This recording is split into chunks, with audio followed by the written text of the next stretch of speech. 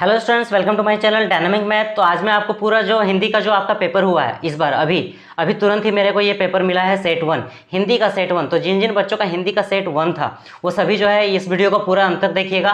और जो बच्चे नए हैं इस चैनल पर, चैनल को सब्सक्राइब कर लीजिए, क्योंकि इस चैनल पर आपको पूरा कंप्लीट जितना भी आपका जो अगला पेपर है वो इंग्लिश का होने वाला है। इंग्लिश का पूरा complete strategy, question with answer, जो भी इंपॉर्टेंट क्वेश्चन है वो सब कुछ मैं इस चैनल पर आपको बताने वाला हूँ। इसलिए चैनल को सबसे पहले आप क्या करो, सब्सक्राइब कर लो। ओके, और ये चैनल स्पेशली मैथ वालों के लिए। मैथ में अगर आप 95 प्लस मार्क्स लाना चाहते हो ना, तो चैनल को तो सब्सक्राइब पहले अभी कर ही लो। ओके, तो चलिए मैं आपको बताता हूँ हिंदी का सबसे जो आपका एग्जाम हुआ है अभी, आज का एग्जाम जो हुआ है सेट 1 का पूरा कंप्लीट जो एनालिसिस है मैं आपको बता रहा हूँ कि आपका कितना मार्क्स आ सकता है। इसमें आप सब मैच करते जाइएगा, किस टाइप का क्वेश्चन आया था, अभी किस टाइप का क्वेश्चन आया है मैं अभी नहीं देखा हूँ, डायरेक्ट मैं आपको लाइव बता रहा हूँ यहाँ पर।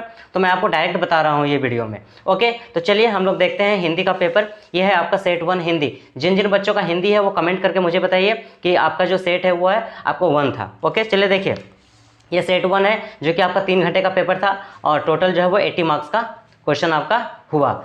तो कैसा किया आपका पेपर आप मुझे कमेंट्स करके जरूर बताना। देखिए, सबसे पहले हम लोग आते हैं यहाँ पर सेक्शन ए में, खंड अ, बहुविकल्पी और वस्तुपरक प्रश्न। ओके, ये आपका पैसेज दिया गया है, यानी कि अपठित गद्यांश दिया गया है। देखिए ये गद्यांश है, आप सब मुझे कमेंट करके बताइए कि आपका ये सेट मिला या नहीं मिला। तो देखिए ये अपठित गद्यांश है। ओके, ये अपठित गद्यांश को पढ़ करके जो है ना आपको इसका आंसर देना था। ओके, तो देखिए यहाँ पर ये पूरा पैसेज है यहाँ तक।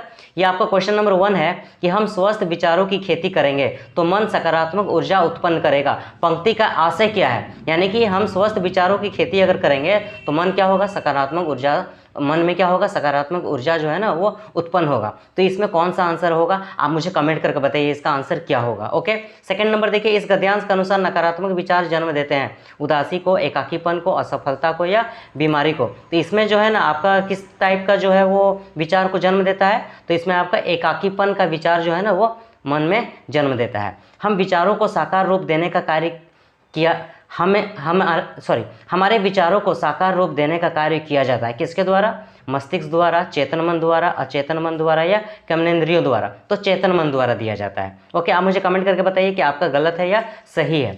4 नंबर देखिए, लोग बीमारी में निवेश करते हैं स्वास्थ्य में नहीं, से क्या अभिप्राय है। देखिए, लोग जब बीमार पड़ जाते हैं ना तो पैसा क्या करते हैं, पैसा को मतलब इलाज करवाते हैं पैसा से, लेकिन स्वास्थ्य में ध्यान वो नहीं देते हैं। इसका मतलब क्या हुआ, देखिए लोग चिकित्सा में पैसा खर्च करते हैं, स्वास्थ्य सुधार के तरीकों में नहीं करते हैं। बी जो है इसका आंसर हो जाएगा। आप मुझे कमेंट करके बताइए कि क्या आपका सही हुआ है या नहीं हुआ है। 5 नंबर देखते हैं, निम्नलिखित कथन तथा कारण को ध्यान से पढ़िए तथा सही विकल्प का चयन कर लिखिए। ओके, तो देखिए यहाँ पर क्या करना है, आपको कथन और कारण को ध्यान से पढ़ना है और इसका आंसर को आपको चेक करना है। तो कथन है, वर्तमान समय में लोगों के जीवन में एकाकीपन जो है ना वो बढ़ रहा है।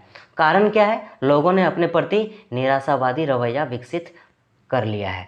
ये क्या होगा यहाँ पर देखिए, इसमें जो आपका कथन जो है ना आपका दोनों कारण जो है ना, इसमें एक सेकंड रुक जाइए, कथन तथा कारण दोनों सही है तथा कारण कथन की सही व्याख्या करता है। देखिए लोगों के मन में एकाकीपन क्यों बढ़ रहा है, क्योंकि वो धीरे धीरे क्या होते जा रहे हैं, निराशावादी होते जा रहे हैं। क्या होते जा रहे हैं, वो धीरे धीरे निराशावादी होते जा रहे हैं। तो इसका आंसर जो है ना वो डी होगा। ओके, तो ये था आपका। आप मुझे कमेंट करके बताइए क्या आपका आंसर सही हुआ है या गलत हुआ है। अब देखिए यहाँ पर क्वेश्चन नंबर 2 में है, निम्नलिखित पद्यांश को ध्यानपूर्वक पढ़कर उस पर आधारित दिए गए प्रश्नों को सर्वाधिक उपयुक्त उत्तर वाले विकल्प चुनकर लिखिए। ये देखिए पूरा कविता दिया गया है यहाँ पर, आपने सबने पढ़ा होगा, ये पूरा कविता है आपका जो कृतिका है उस कृतिका से पूरा ये कविता दिया गया है। ओके, आपको यहाँ से क्या करना है, पूरा जो क्वेश्चन आंसर यहाँ पर दिया गया है। जैसे पहला क्वेश्चन देखिए, मैं आपको पूरा कविता तो अभी नहीं पढ़ूंगा यहाँ पर। आप देखिए पहला क्वेश्चन क्या है, पद्यांश में मातृभूमि की किस विशेषता का उल्लेख नहीं किया गया है। तो इसमें आपका शांति और सुखों की वर्षा करने वाली का जो है मतलब इसका वर्णन नहीं किया गया है। तो आप मुझे कमेंट करके बताइए इसका आंसर सही है या गलत है। शीतल सुगंधित पवन व्यक्ति पर क्या प्रभाव डालता है। स्टूडेंट्स चैनल को जरूर सब्सक्राइब कर लीजिएगा, क्योंकि इंग्लिश का पूरा जितना भी क्वेश्चन आंसर है ना, जितना भी इंपॉर्टेंट है कंप्लीट टॉपिक वाइज मैं आपको इस चैनल पर बताऊंगा। लेटर लिखना भी आपको पूरा स्टेप बाय स्टेप बताऊंगा, इसलिए चैनल को जल्दी से सब्सक्राइब कर लो। चलो देखिए सेकंड नंबर, शीतल सुगंधित पवन व्यक्ति पर क्या प्रभाव डालता है? तो क्या प्रभाव डालता है शीतल और सुगंधित? तो देखिए वह उसकी थकान को दूर भगा देता है, इसका आंसर हो जाएगा। धरती की हरियाली की तुलना किससे की गई है? तो कोमल मखमली कपड़े से की गई है। अगला प्रश्न है आपका 4 नंबर, कथन और कारण पर विचार करते हुए सही विकल्प चुनिए। कथन और कारण वही जैसे पहला पैसेज में मैंने आपको बताया वैसा ही यहाँ पर दिया गया है कि कथन है आपका, धरती को जननी कहा गया है। धरती को क्या कहा गया है? जननी कहा गया है, मतलब माँ कहा गया है। कारण क्या है? धरती से प्राप्त जल अमृत के समान होता है। तो इसमें ऐसा क्यों कहा गया है? तो यहाँ पर ऑप्शन क्या हो जाएगा आपका? दोनों ऑप्शन जो है ना वो सही होगा। तो कथन डी आपका सही है, क्योंकि कथन और कारण दोनों सही है, परंतु कारण कथन की से सॉरी इसमें सी ऑप्शन हो जाएगा स्टूडेंट, सॉरी सी होगा इसका करेक्ट आंसर। क्यों? क्योंकि कथन और कारण दोनों सही है, और कथन और कारण जो है ना, कथन कारण की सही व्याख्या करता है। कथन जो है ना वो कारण का सही व्याख्या करता है। क्यों? क्योंकि धरती को जननी कहा गया है। क्यों जननी कहा गया है? क्योंकि कारण क्या है? धरती से प्राप्त जल अमृत के समान होता है। आगे समझ में आपको? चलिए 5 नंबर देखते हैं। दीन में तरणी कर्ता तम का नाश है, इस पंक्ति का आशय क्या है? तो इस दीन में तरणी कर्ता तम का नाश है, यानी दिन में जो सूर्य जो उगता है ना वो तम का नाश कर देता है। तम का क्या करता है? वो नाश कर देता है, मतलब अंधकार को खत्म कर देता है। इसका मतलब क्या हुआ? यहाँ दिन का सदा सूर्य के प्रकाश से प्रकाशित रहते हैं, ये हो गया। ओके, तो ये आपका आंसर हो जाएगा। आप मुझे कमेंट करके बताइए कि आपका आंसर जो है वो सही हुआ या नहीं हुआ। और चैनल को सब्सक्राइब जरूर कीजिएगा। चलिए 3rd नंबर देखते हैं। निर्देशानुसार रचना के आधार पर वाक्य भेद पर आधारित 5 बहुविकल्पी प्रश्नों में से किन्हीं 4 प्रश्नों के सही उत्तर वाले विकल्प चुनकर लिखिए। मतलब यहाँ पर आपको जो है ना रचना के आधार पर वाक्य का भेद दिया गया है। आपको क्या करना है? 5 प्रश्न है, 5 में से कोई 4 प्रश्न का आपको आंसर देना है, एक को आपको छोड़ देना है। तो देखिए 1st नंबर में क्या है? जो शब्द सबसे कम समझ आते हैं वे 2 शब्द हैं, सभ्यता और संस्कृति। इस वाक्य का रचना की दृष्टि से वाक्य भेद होगा, मिश्र वाक्य हो जाएगा इसका आंसर। आप मुझे कमेंट करके बताइए क्या आपका आंसर जो है वो सही हुआ या नहीं हुआ। अगला प्रश्न है आपका, आग का आविष्कार जिस आदमी ने किया होगा वह महान आविष्कर्ता होगा। इस वाक्य का सरल वाक्य क्या होगा? तो इसका सरल वाक्य हो जाएगा, आग का आविष्कार करने वाला व्यक्ति महान आविष्कर्ता रहा होगा। ओके, चलिए 3rd नंबर हम लोग देखते हैं। निम्नलिखित वाक्यों में से संयुक्त वाक्य पहचान कर नीचे दिए गए विकल्पों में से सर्वाधिक उपयुक्त उत्तर वाला विकल्प चुनकर लिखिए। मतलब यहाँ क्या दिया गया है? निम्नलिखित वाक्यों में से संयुक्त वाक्य को पहचान कर, सबसे पहले आपको संयुक्त वाक्य को पहचानना है, ठीक, और उत्तर का विकल्प आपको चुनना है। तो यहाँ पर संयुक्त वाक्य क्या है? देखिए यहाँ पर जो संयुक्त वाक्य हो जाएगा ना, उसने दुकान के नीचे पान थूका और अपनी काली लाल बत्ती सी दिखाकर बोला, ठीक, ये हो जाएगा आपका आंसर 4 नंबर। और एक हो जाएगा, लेखक को संस्कृति का बंटवारा करने वाले लोगों पर आश्चर्य होता है। तो ये भी नहीं, ये ऐसे तो 4 होगा ही होगा। और एक हो जाएगा आपका, जिस बाजार वैसा कस्बे में ही बाजार था, लेकिन चश्मा। हाँ देखिए इसका आंसर सी हो जाएगा, 3 और 4, 3 और 4 इसका करेक्ट आंसर होगा। आप मुझे कमेंट करके बताइए कि आपका सही हुआ या नहीं हुआ। निम्नलिखित वाक्यों में मिश्र वाक्य का उदाहरण है, तो आपको बताना है इसमें मिश्र वाक्य कौन है, यानी कि जिसमें 2 वाक्य मिला हुआ है। तो इसमें मिश्र वाक्य जो हो जाएगा ना वो हो जाएगा, उनकी रचनाओं में लोक जीवन और लोक संस्कृति, ये भी नहीं होगा। असहयोग आंदोलन के प्रभाव से श्री पूजन सहाय ने नौकरी से त्यागपत्र दे दिया, ये इसका करेक्ट आंसर होगा। स्तंभ 1 को स्तंभ 2 से क्या करना है? आपको मैच करना है यहाँ पर, ठीक। किस किस तरह का ये वाक्य है? जैसे ही मैं वहाँ पहुँचा वह चला गया, ये किस तरह का वाक्य है? संयुक्त वाक्य है, सरल वाक्य है या मिश्र वाक्य है? जैसे ही मैं वहाँ पहुँचा वह चला गया, ये जो है वो मिश्र वाक्य है। मैं वहाँ पहुँचा और चला गया, संयुक्त वाक्य है। मेरे वहाँ पहुँचते ही वह चला गया, सरल वाक्य है। आगे समझ में? चलिए हम लोग आते हैं क्वेश्चन नंबर 4 में। स्टूडेंट्स चैनल को सब्सक्राइब जरूर कीजिएगा, क्योंकि अगला जो पेपर आपका होने वाला है इंग्लिश का, उसमें मैं आपको जितना भी लिटरेचर है सबका मोस्ट इंपॉर्टेंट क्वेश्चन आपको इस चैनल पर बताने वाला हूँ, इसलिए चैनल को सब्सक्राइब जरूर कर लीजिएगा। ओके, और मैथ्स में तो खैर आपको पता ही है कि मैथ्स में अगर इस चैनल को आप सब्सक्राइब करके रख लेते हो तो मैथ्स में तो आपका 95 आपका रखा हुआ है, क्योंकि जो क्वेश्चन मैं आपको बताने वाला हूँ वो सारा एग्जाम में आने वाला है। इस बार डिट्टो आपका एग्जाम में लड़ जाएगा, सारे क्वेश्चन आपके एग्जाम में टैली करेगा, इसलिए चैनल को सब्सक्राइब तो बिल्कुल करना ना भूलें। चलिए 4 नंबर को हम लोग देखते हैं।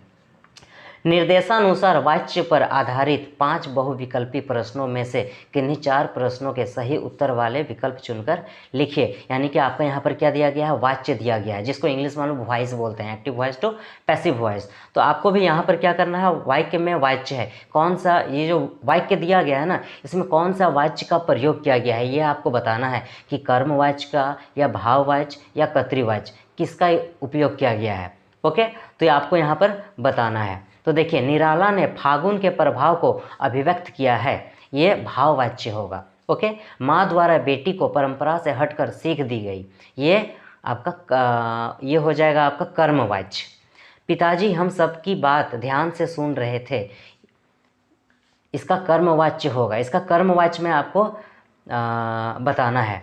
तो ये हो जाएगा आपका, पिताजी ने हम सबकी बात ध्यान से सुनी, सबकी बात ध्यान से सुनी, ये कर्मवाच्य में ये बदल गया। ओके, आप कमेंट करके बताइए कि आपका आंसर सही हुआ या नहीं हुआ। निम्नलिखित वाक्यों में भाववाच्य का उदाहरण नहीं है, यहाँ आपको बताना है कि कौन जो है ना वो भाववाच्य का उदाहरण नहीं है। तो वो फुटबॉल नहीं खेलता, वो फुटबॉल नहीं खेलता, तो ये क्या हो गया, भाववाच्य का उदाहरण नहीं होगा। ठीक, चलिए यहाँ पर भी वही करना है कि आपको मैच करना है। तो कोई 4 प्रश्न ही बताना था, तो मैंने आपको 4 बता दिया। चलिए अब देखिए यहाँ पर क्वेश्चन नंबर 5 में क्या किया गया है, पद परिचय। ये पद परिचय है रीतिवाचक क्रिया विशेषण, कालवाचक क्रिया विशेषण, स्थानवाचक क्रिया विशेषण और परिमाणवाचक क्रिया विशेषण। यहाँ पर 4 में से आपको एक क्या करना है, टिक लगाना है। यहाँ पर भी है व्यक्तिवाचक, जातिवाचक, व्यक्तिवाचक, जातिवाचक संज्ञा, आपको यहाँ पर बताना है ऑप्शन में आंसर देख करके। तो 3, 4 और 5 का आप मुझे कमेंट करके आंसर बताइए कि आपका आंसर क्या था। उसके बाद देखिए यहाँ पर आप अलंकार आ गया, मैंने आपको बताया था ना कि अलंकार आएगा ही आएगा, इसलिए मैं आपको बोल रहा हूँ ना कि चैनल को सब्सक्राइब कर लीजिए। मैंने आपको टॉपिक वाइज जो आपको बताया था ना कि ये सब टॉपिक आपको पढ़ लेना है, वो सारा टॉपिक आपका एग्जाम में आ गया है। 100 का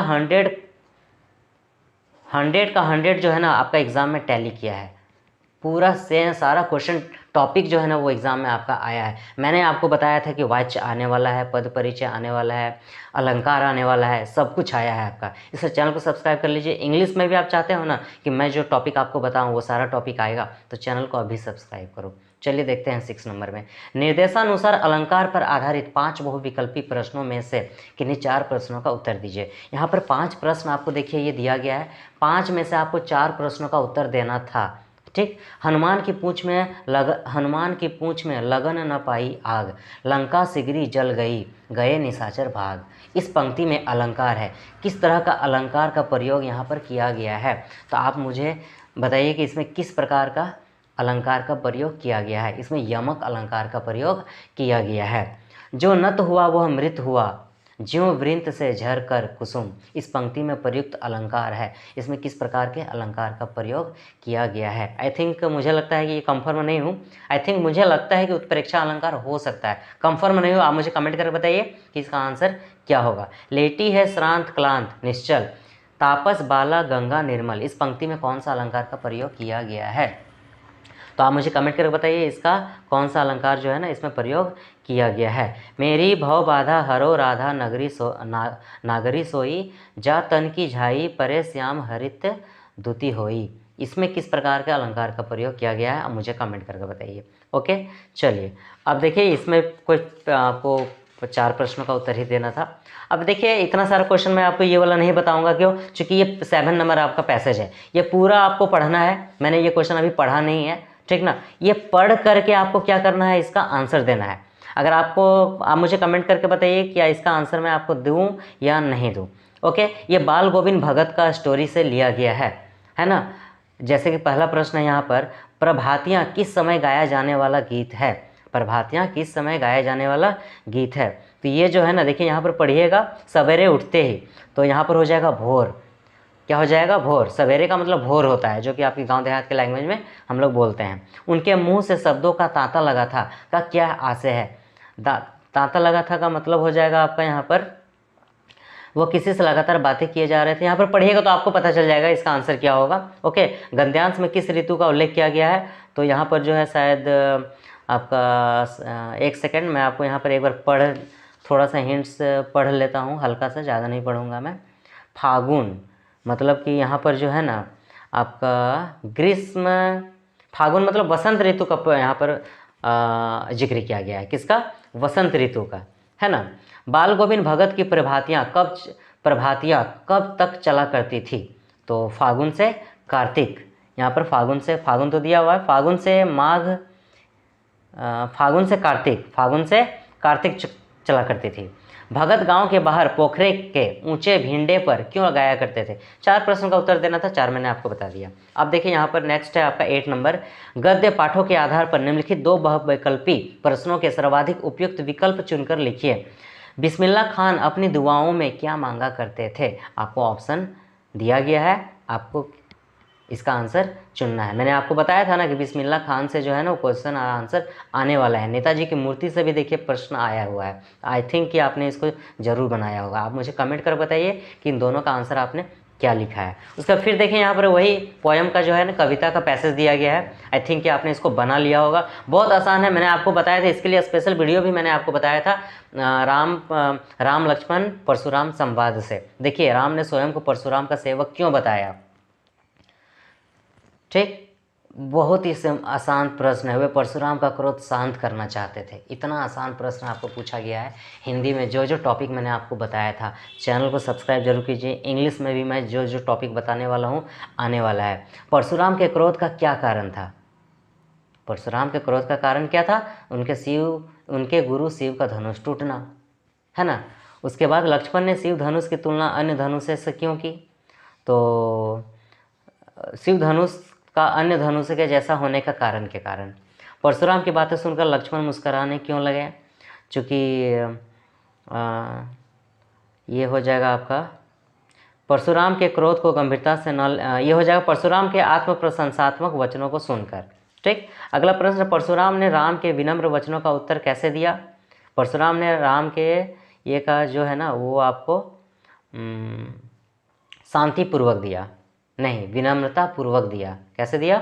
विनम्रता पूर्वक या फिर क्रोध पूर्वक दिया था, लेकिन राम ने विनम्रता पूर्वक दिया था। ठीक, राम ने विनम्रता पूर्वक दिया था और परशुराम ने क्रोध पूर्वक दिया था। ठीक, तो अगला है 10 नंबर में, पाठ्यपुस्तक में निर्धारित कविताओं के आधार पर निम्नलिखित 2 प्रश्नों के सर्वाधिक उपयुक्त विकल्प चुनकर लिखिए। सूरदास के पदों में उद्धव की तुलना किससे की गई है? तो मधुकर से। सेकंड, यह दंतुरीन मुस्कान, देखिए इस चैप्टर से पूछा गया, बहुत ही आसान है ना। आप मुझे कमेंट करके बताइए कि इसका आंसर आपने क्या लिखा है। अब यहाँ से आपका स्टार्ट हो जाता है आपका गद्यांश पद्यांश का क्वेश्चन आंसर। ठीक, कि ये क्वेश्चन आंसर मैं आपको पढ़ के सुना दे रहा हूँ। आई थिंक कि आपने सबका आंसर कर लिया होगा। बहुत ही आसान प्रश्न पूछा गया है। नौबत खाने में इबादत पाठ में काशी की संस्कृति की पाठशाला क्यों कहा गया है? वेरी सिंपल, नौबत खाने में इबादत जो है आपने पढ़ के अच्छे से लिखा ही होगा। लखनवी अंदाज से पूछा गया है प्रश्न, मानव की आरंभिक खोजों तथा आग पहिया आदि की खोज के पीछे का क्या प्रेरणा रही होगी? संस्कृति के पाठ के आधार पर आपको इसको लिखना था। जीवन में सफल होने के लिए बाहरी रंग रूप ही महत्वपूर्ण नहीं है, एक कहानी यह भी, देखिए इससे पूछा गया है। आई थिंक आपने इसको भी बना लिया होगा। कोई 3 प्रश्नों का उत्तर देना है 4 में से। ओके, तो आई थिंक आपने दे दिया होगा 3 प्रश्नों का उत्तर। 12 नंबर में देखिए यहाँ पर भी 4 प्रश्नों में से आपको 3 ही प्रश्न का उत्तर देना है। एक जयशंकर प्रसाद का आत्मकथा का कहानी, एक उत्साह से पूछा गया है, संगतकार से पूछा गया है, और फसल का सृजन कब संभव है। काफ़ी आसान प्रश्न पूछा गया था आपको। उसके बाद अगला है 13 नंबर में, मैं क्यों लिखता हूँ, इससे भी आया है। माता का आंचल मैंने आपको बताया था, देखिए आ गया। बॉर्डर एरिया में छावनी पर, देखिए इससे भी आ गया। ओके, सारा क्वेश्चन आया हुआ है। अब 14 नंबर में देखिए, 14 नंबर में क्या है, आपको निबंध लिखना है किसी एक बिंदु पर। ओके, किसी एक टॉपिक पर आपको निबंध लिखना था। इतना आसान है, आई थिंक आपने लिखा होगा। पहला है सफल लोकतंत्र का आधार, परोपकार ही सच्चा धर्म है। बताइए, एक बच्चा भी लिख सकता है परोपकार ही सच्चा धर्म है। और विश्व पर्यावरण दिवस जो कि 5 जून को मनाया जाता है, सेलिब्रेट किया जाता है, उस पर एक क्या लिखना था, निबंध लिखना था विश्व पर्यावरण दिवस पर। बताइए, इतना आसान प्रश्न है, आई थिंक आपने लिखा होगा। देखिए यहाँ पर 2-2 प्रश्न पूछा गया, 2 में से कोई एक प्रश्न आपको लिखना था 15 नंबर में। उसके बाद 16 नंबर में देखिए यहाँ पर प्रश्न पूछा गया है पत्र, ये 2 में से कोई एक आपको लिखना था। ईमेल, मैंने आपको बताया था ना कि ईमेल आने वाला है, देखिए आपका आया हुआ है ईमेल, तो ईमेल आई थिंक आपने लिखा होगा। ये भी मैंने आपको बताया था 100% एग्जाम में देखिए लड़ गया। आपको मैंने क्या बताया था कि एक आकर्षक विज्ञापन आएगा या फिर एक संदेश आएगा, दोनों में से कोई एक आपको लिखना था। आई होप कि आपने लिखा होगा ये। तो विज्ञापन किस पर लिखना था, स्वास्थ्य मंत्रालय को रक्तदान हेतु जागरूक फैलाने के लिए। और संदेश किसको लिखना था कि आपका मित्र का चयन जो है ना वो एनडीए में हो गया है, शुभकामना देने के लिए आपको एक संदेश लिखना था। ओके, तो मुझे जहाँ तक लगता है कि आपने संदेश तो जरूर लिखा होगा या फिर विज्ञापन, क्योंकि ये बहुत आसान है, 4 नंबर का है। आपको तो 3 नंबर तो यहाँ कहीं नहीं जाने वाला है, 3 नंबर आएगा ही आएगा। तो सब मिला के आपका जो एग्ज़ाम है ना वो पेपर काफ़ी आसान था, वेरी इजी पेपर रहा आपका, ये रहा आज का। ठीक, अब आपको इंग्लिश में इसी तरह से आपका जो पेपर है ना वो अच्छा जाएगा ही जाएगा, 100% अच्छा पेपर आपका जाने वाला है इस बार इंग्लिश का। आप चैनल को सब्सक्राइब जल्दी से कर लो अगर आप चाहते हो कि इंग्लिश में भी आपका फुल का फुल मार्क्स आपका एग्ज़ाम में आ जाए, सारा क्वेश्चन आ जाए आपका एग्ज़ाम में जो मैं आपको बताऊं, तो आप चैनल को सब्सक्राइब कर लीजिए। अभी मिलते हैं फिर हम लोग जल्दी ही नेक्स्ट वीडियो में इंग्लिश को लेकर के, तब तक के लिए थैंक यू, बाय बाय।